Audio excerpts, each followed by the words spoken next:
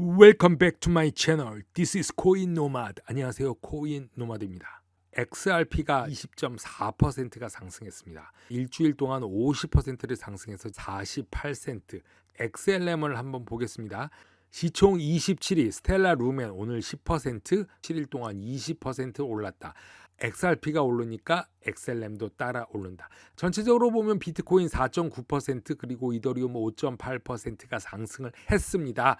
그러면은 마켓 와치를 보면 과연 나스닥은 어떻나? 나스닥은 오늘 1.37이나 하락을 했지만 비트코인과 XRP는 상승했다. 이 말은 나스닥과 탈동조화된 날이다.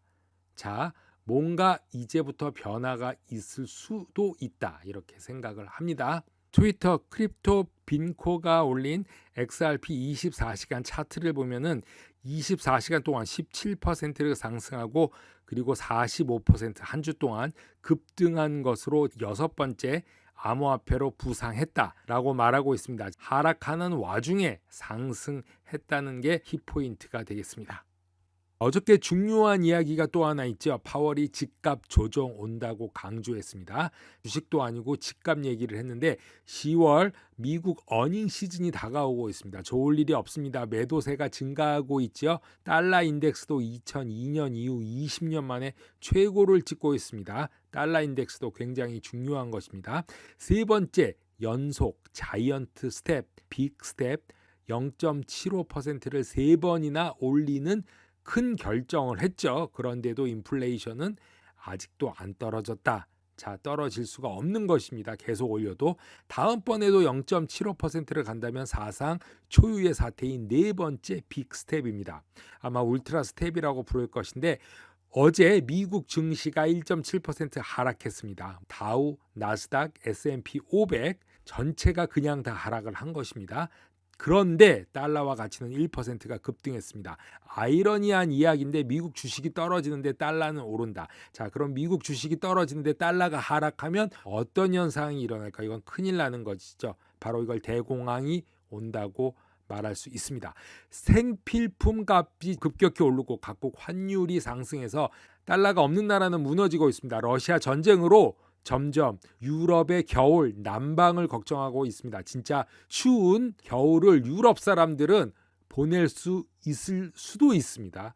얼마나 힘든 일일까요? 푸틴은 몇 년 전에 다음 전쟁은 돌도끼를 가지고 할 것이다 라는 말이 생각납니다. 이런 것들을 염두에 두고 말한 것일 수도 있습니다. 자, 제가 주목하는 것은 미국의 어닝 시즌 10월입니다. 미국 주식이 잘 버틸 수 있을지, 그리고 가장 큰 이슈는 부동산 금액이 가장 큰 것인데 부동산이 붕괴돼야 인플레이션이 잡힐 수밖에 없는 일인지 한번 생각해 봐야 되겠습니다. 리플의 법률 고문 스튜어트 알데로티는 폴리티코 행사에서 열린 토론에서 규제 적대감이 암호화폐 혁신가와 개인 투자자 모두에게 피해를 주고 있다라고 설명을 하고 있습니다. 리플이 미국 증권거래위원회 SEC를 상대로 소송을 제기한 2020년 12월 이후 리플은 미국 고객을 한 명도 플랫폼에서 받지 않았다라고 말하고 있습니다. SEC와 리플이 등록되지 않은 증권으로 XRP를 판매했다는 소송을 진행 중에 있습니다. 그럼에도 불구하고 알데로티는 리플이 미국 문제에도 불구하고 번성하고 있으며 리플은 올해 100억 달러 이상의 거래를 촉진할 것으로 본다고 언급을 했습니다. 지난 2년 동안 한 명의 미국 고객과도 계약하지 않은 이유는 규제의 불확실성과 규제에 대한 적대감 때문이라고 말하고 있습니다. 집행에 의한 규제가 싱가포르, 런던, 두바이 같은 다른 경제 중심지에 비해서 미국은 점점 불리해지고 있다고 말하고 있습니다. 미국 기관으로 SEC를 통해서 리플과 같은 혁신 기업과 투자자에게 피해를 주는 것뿐만 아니라 궁극적으로 소매 투자자들에게도 피해를 입히게 된다고 말하고 있습니다. 이더리움 머지에 이어서 카르다노 에이다 바실 하드포크 업그레이드가 오늘 출시될 예정이며 지금쯤 출시됐습니다. 개발자들은 다음 주까지 새로운 기능을 사용할 계획이라고 말하고 있습니다. 찰스 호스킨슨이 올린 트윗입니다.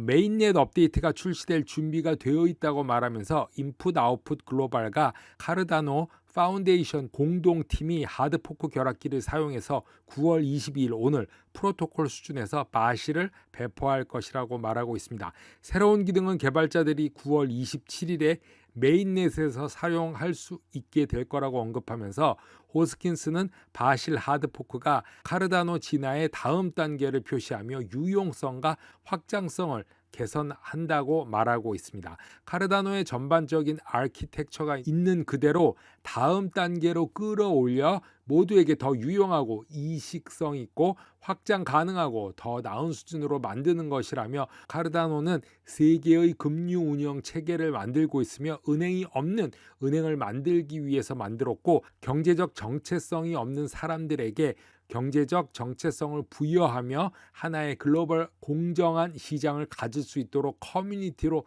구축했다고 말하고 있습니다.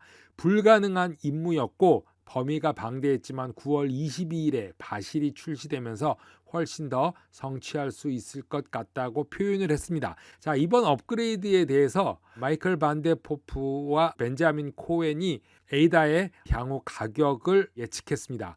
둘 다 에이다 스마트 계약 플랫폼 랠리를 예측했는데 코엔은 에이다가 60센트까지는 도달할 것이다. 그리고 반데포프는 충분히 일부를 넘어설 것이다. 바실 하드포크가 그만큼 큰 위치에 있기 때문이죠. 코인베이스와 바이낸스는 바실 하드포크 업그레이드를 위해서 에이다 거래를 일시 중지할 것이라고 발표를 했습니다. 코인 노마드 오늘은 여기까지 하겠습니다. 감사합니다.